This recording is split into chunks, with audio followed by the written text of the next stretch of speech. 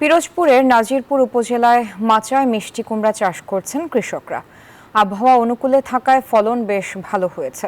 স্বল্প খরচে লাভ বেশি হওয়ায় কুমড়া চাষে আগ্রহী হয়ে উঠেছেন অনেকে। গোলাম মোস্তফার তথ্যচিত্রে ডেস্ক রিপোর্ট। পিরোজপুরের নাজিরপুর উপজেলার দক্ষিণ বানিয়ারি গ্রামের বিস্তীর্ণ ফসলের মাঠে উচ্চ ফলনশীল বেঙ্গল 2 জাতের মিষ্টি কুমড়ার আবাদ করছেন কৃষক। বর্ষা মৌসুম হওয়ায় মাচায় এই সবজি চাষ করছেন তারা। কৃষক জানায় মিষ্টি কুমড়া চাষে তেমন ঝুঁকি নেই, রোগবালাই কম, জৈব সার প্রয়োগ করলেই হয়। বর্ষায় কিছুটা বাড়তি যত্ন নিতে হলেও ফলন ভালো হয়। গত বছরে 1 একর জায়গা দিয়ে আমি 100 মনের বেশি কুমড়া বাজারজাত করেছি।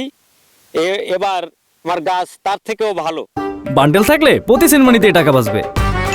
বিকাশ সেনমানি বান্ডেল কিনে জিতুন প্রতি লেনদেনে। প্রতিটি গাছ থেকে কমপক্ষে 20টি মিষ্টি কুমড়া তুলতে পারবেন বলে আশা কৃষকের। মিষ্টি কুমড়া চাষে কৃষককে সব ধরনের সহায়তা করছে কৃষি বিভাগ।